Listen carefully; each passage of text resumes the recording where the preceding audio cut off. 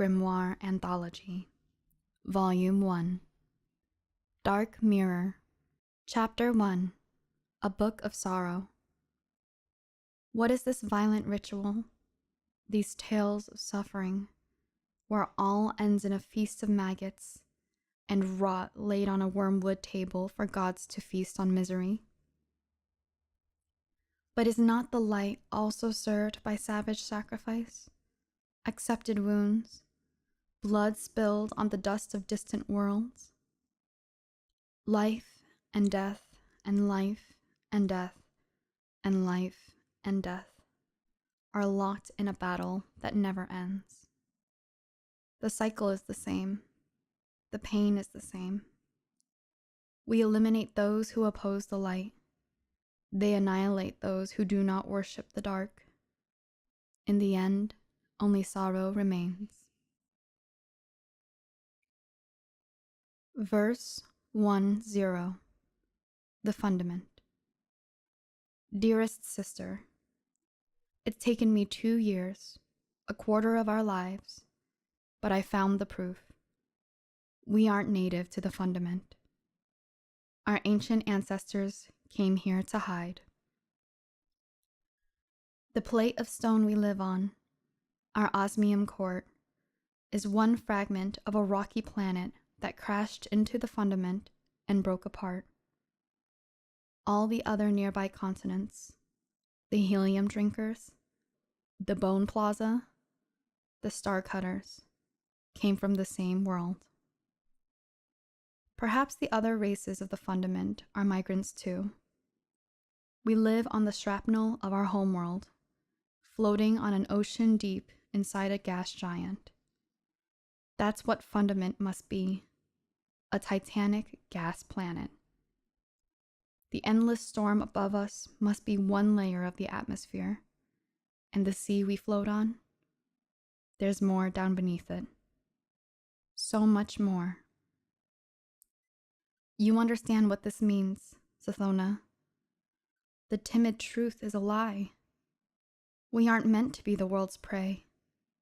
We weren't born to live and die in the dark. We have a better destiny. Tell our father, Sister Sathona. This is the proof of his life's work. With love, for your 2nd birthday, your first surviving sister, Orash. Verse 1-1. Predators. Predators and menaces, carved to endure by Zero, 3rd surviving sister of the Osmium King's last brood. A stormjoy. A stormjoy is a living cloud.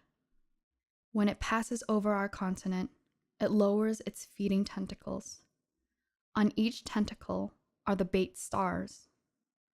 Although light makes you happy, you must avoid it. You will be eaten. A stormjoy is a good way for an old person to choose death. Also, a daring knight can cut the bait stars from the tentacles. I have 6. Falling.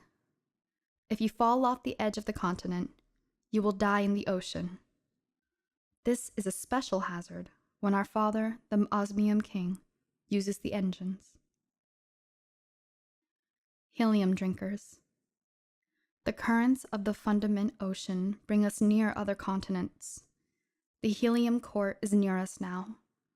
They are of our species, but they are our enemies. Their knights raid us every day. Helium drinkers have 2 legs, 2 arms, and 3 eyes, just like us.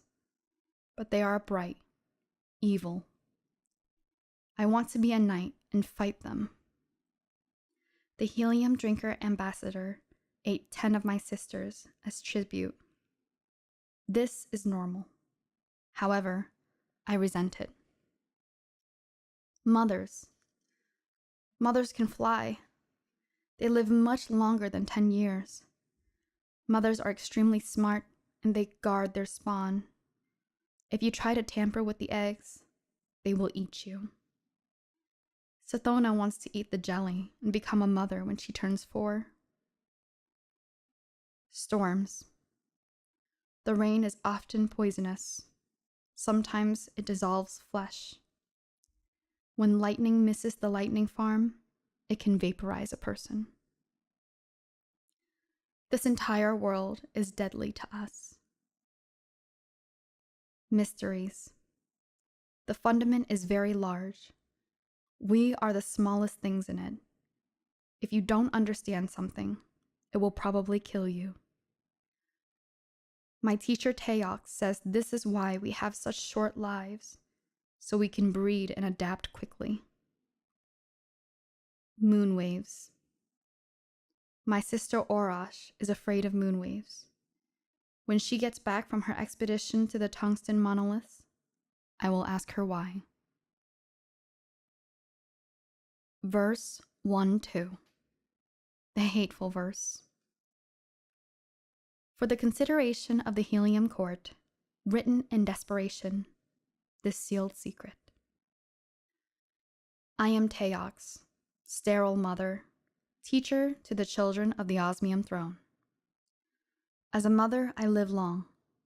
As a neuter, I can rise above the small battles of court politics. I alone see the patterns of survival. Alone I design the great engines that move the osmium court. Now, alone I must act to save my kingdom. Senility has claimed my lord, the osmium king. He is 10 and mad. The study of ancient texts consumes him. Today he raves about moons above the storm. Tomorrow he will wander the halls, speaking to his familiar, a dead white worm from the deep sea. He keeps it in glass, and he tends to it, and he neglects the duties of a king. The osmium king has 3 surviving heirs, each 2 years old. Shiro, the youngest and bravest, who wants to be a knight. Sathona, most clever, who wants to be a mother. Orash, navigator child, who dreams of the infinite ocean. Tomorrow she will return from the tungsten monoliths. None of these are suitable heirs. None of them will protect the osmium court from the howling fundament. Shiro can fight, but not lead. Sathona can think, but not fight. Orash's curiosity will draw her away from duty. I fear for all future children. Soon the osmium king will lock himself into the royal orrery to study the moons. Gather your knights, O helium drinkers, and invade our continent. Kill the 3 heirs. I will rule the osmium court as your regent and build engines for you. And if I fail, let the Leviathan in the deep eat me. Written in grief, this hateful request. Teox, osmium mother, neutered to watch. Verse 1-3. The oath. Sisters, this is how an oath is done. Put your left hands on the mast, close to mine. Take the knife in your right hand. Push it through your left hand, straight between the bones. Now, carve a bloodline down the mast. Speak your oath. I am Zero, youngest daughter of the dead king. I will take back my osmium court and kill the traitor Teox. On my left eye, I swear vengeance. In blood the oath is made. I am Sathona, middle daughter of the dead king. I will take back my home and eat the mother jelly. I will raise my spawn on the corpse of the helium king. On my right eye, I promise this. In blood, the oath is made. Now, I will help make your oath, sister. I will help it too. I am Orash, first daughter of the dead king. I will chase my father's last screamed warning. I will know what changed the motion of our moons. If the end of the world is coming, I will understand why. On my center eye, I swear it. I will understand. In blood, the oath is made. In blood. Thank you, sisters. We have only my ship left to us, but a ship is freedom. We have secrets to hunt, storm-lit realms to explore, and great armies to rise. Put up the lightning sails, and we will voyage far. Verse 1-4. Syzygy. The Syzygy, carved to endure by Orosh, the high vengeance. Only Giro's bait stars let us escape. Only Sathona's tricks let us reach the coast. But now that we have my ship, I must lead the way. I am the navigator. We may never see our homes again. Giro seethes with hate and fury for Teox. But this is my deepest fear. Our civilization drifts on the fundament. At the tungsten monoliths, I learned that thousands of other species drift with us, coexisting on a vast world sea. And the tides of the fundament move us all. The timid truth says that we are the smallest, most fragile things alive, the natural prey of the universe. Teox would have us believe that our ancestors came to the fundament to hide from the hungry void.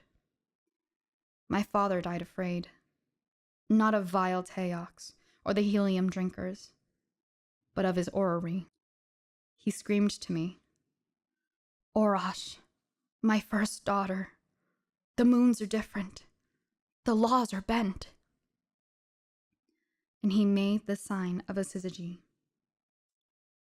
Imagine the 52 moons of fundament lining up in the sky. It wouldn't take all 52, of course, just a few massive moons.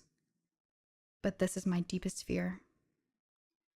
Imagine their gravity pulling on the fundament sea, lifting it into a swollen bulge.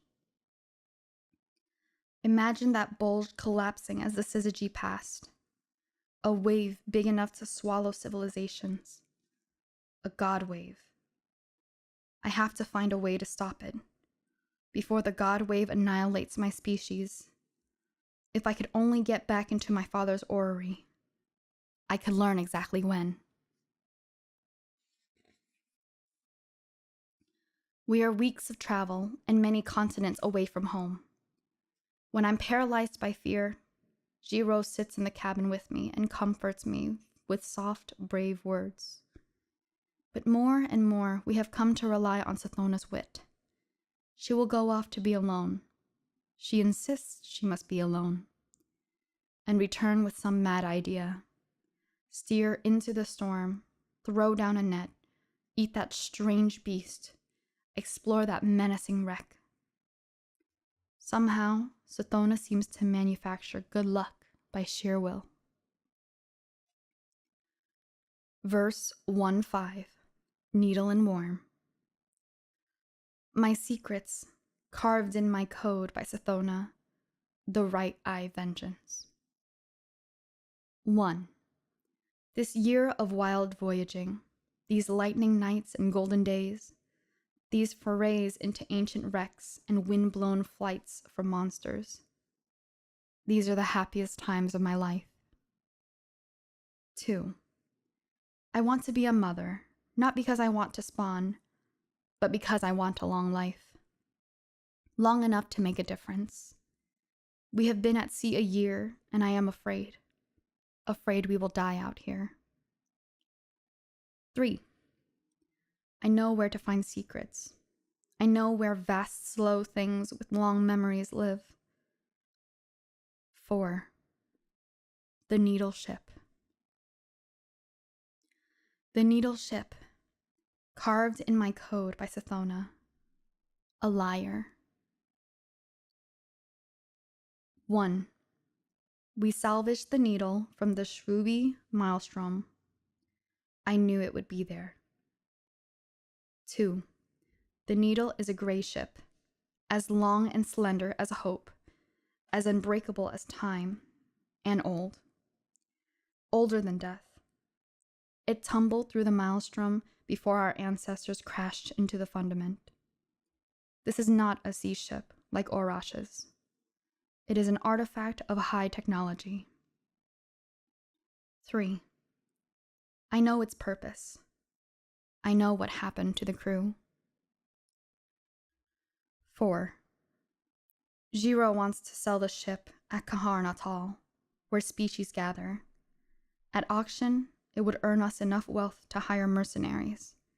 We could retake our osmium court and send the baby-eating helium drinkers screaming into the ocean. 5. But I told Jiro the ship was worthless. 6. Orash wants to open the ship and see if we can take command of it. I know this is the right thing to do. I know because I asked the worm. The Worm, carved in my code by Sathona. Who should be afraid? 1. It was my father's familiar. I ripped it from him as we fled. It is a dead white thing, segmented, washed up from the deep sea. 2. It's dead, but it still speaks to me. It says, "Listen closely, O vengeance mine." Verse 1-6. Sisters. A register of tokens and gestures exchanged before the end of sisterhood. Jiro, my brave sister, you have worked too hard to move the carcasses out of the birthing room. Come, steer the ship for a while. Take joy in what our needle can do. Jiro tried to protest, but secretly she was so glad for Orash's care. She flew the needle ship in cutting circles down beneath the sea, and their wake rose up to the surface like a trader's dying breath. Orash, lonely navigator, we have traveled so long with only each other. I know you love to hear and speak new tongues. Come, sit in the flesh garden room. I will read you these stories I bought at Kaharn. Orash sat among the mummified flesh fans with 2 of her eyes closed and listened in silence to Sathona's stories, hungry to understand, voracious to know as much as she could before her 10-year life died. Later, Jiro said, "Sathona, cutting mind of ours, you grow lonely in your thought. Play swords and lanterns with me." But Sathona was heavy with sorrow and couldn't pretend any joy as she chased Jiro through the needle's glistening halls. "Sathona, pensive one, what is it? What troubles you?" Her sisters listened as Sathona said, "Oath-bearing siblings, we are 5 years old. For 2 years we've worked to repair this ancient ship and understand its systems. I am almost too old for the mother jelly, and the knights who killed our father are surely dying of age. We 3 will die here, in exile. Teox will outlive us. And Orash, brilliant-eyed Orash, you will die of old age long before you have proof of your god wave, or any way to stop it." Orash and Jiro looked at each other. "I wish you weren't so honest," Jiro said, and Orash thought that Sathona had never been wrong. In her soul, Orash knew that the only way to keep their oath was to find a great, powerful secret, a secret that could change everything. This was Orash's soul, her fire and her shadow, her desire to cut through the flank of the world and find its beating heart. "We have to dive," Orash said. "That's what this ship is built to do. Dive into the fundament, the world below us, towards the core." "That's where the ancient crew died so obscenely," Jiro protested. "That's where the atrocity in the birthing room was born." "We have to dive," Sathona said, following the whispers of her familiar. "In the world beneath us, In the metallic depths, I hope we may find what we need most. More time, more life. Verse 1-7, The Dive. For life, Sathona dove. For vengeance, Jiro dove. And Orash dove to understand. The needle ship pierced the skin of the world and burrowed deep. Through layers of foam and metal and cold elemental slush, Orash devoured the ship's maps of fundament, from the high angelic cloud decks, down and down through storms and oceans and plates of floating worlds, into the crush of the core. They met monsters of continental scope, vast anemones that raised glowing tentacles to bait them in. Jiro flew the needle ship through them, and they bled black carbon jelly and frost. They came to a still place, beneath a plate of metal. I'll use the sensors, whispered Orash. Listen. In the wet gold dark of the helm, they listened to the ship, and the ship listened to the crushing motions of fundament. They heard the collisions of continents. They heard the patter and the crash of helium neon rain. They heard the struggles of monsters, and they heard the distant groan of the ocean rising, tugged by distant moons. The syzygy is real, Sathona hissed. It's already begun. Behind them, Jiro thought of the birthing room, where ancient explorers had labored over surgeries and administrations, peeling back the chrysalis and the caul of that which they had made from the deep, whose birth none of them would survive. There's something down here, she whispered. Something secret. And the Leviathan loomed over them, its brow as huge all the continents of their childhood, its gray array fins crackling with the lightning of its life, booming into the hull of the needle ship in a microwave voice. You must turn back. Save yourselves from the deep. Save the world from yourselves. You must turn back.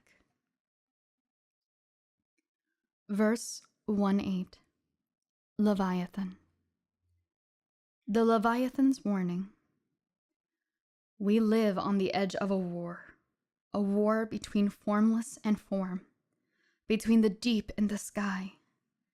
My eyes are wide. My gaze is long. Across the universe, as far as I see, the sky works to charge its fires, and the deep drowns the ash. Sky builds gentle places, safe for life. Beloved fundament, refuge of trillions, the sky treasures this rich place. But the deep is here with us.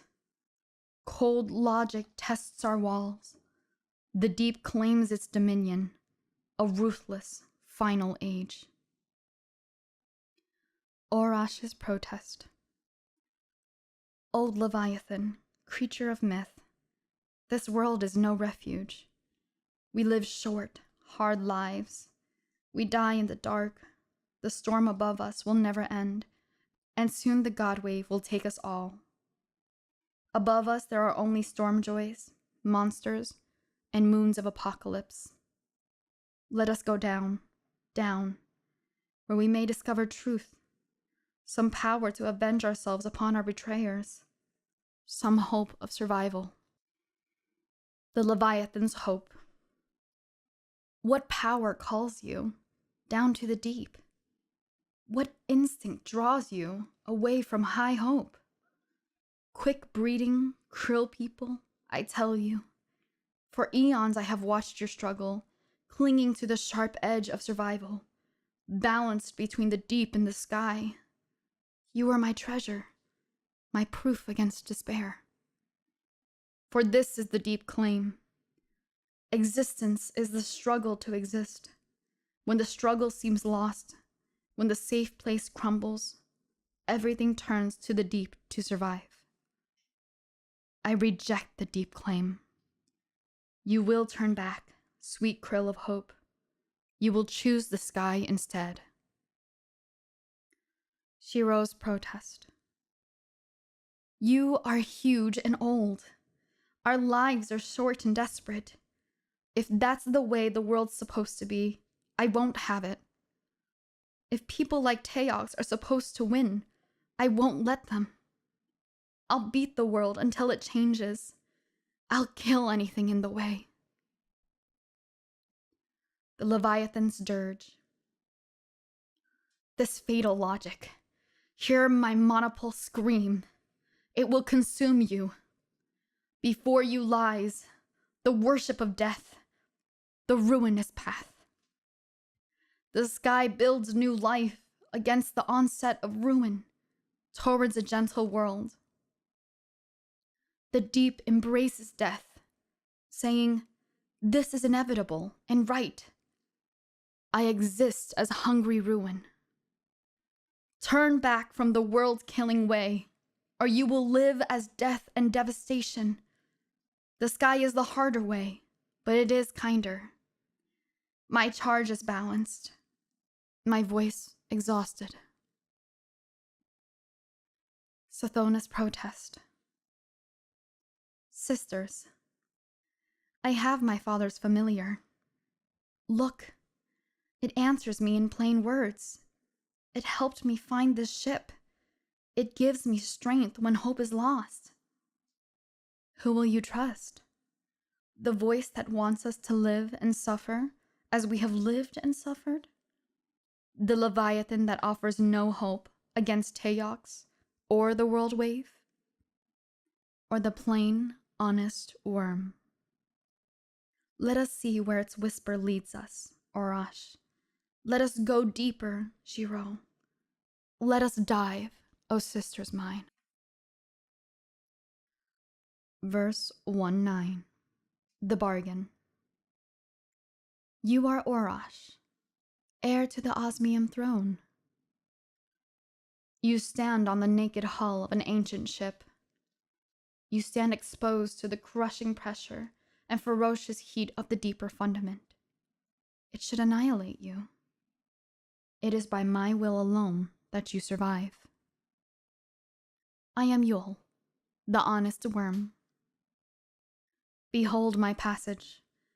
Behold my vast displacement, my ponderous strength, my great and coiling length, my folded jaws and curled wings. Behold the hiving cities, symbiotic with my flesh. I am Fasoon, Orash. I am at the beginning and end of lives. Behold Ire, and Zol, and Nur, and Akka, the virtuous worms. Look upon us, and know that we are good. For millions of years, we have been trapped, growing in the deep. From across the stars, we have called life to fundament, so that it might contend against extinction. For millennia, we have awaited you, our beloved hosts.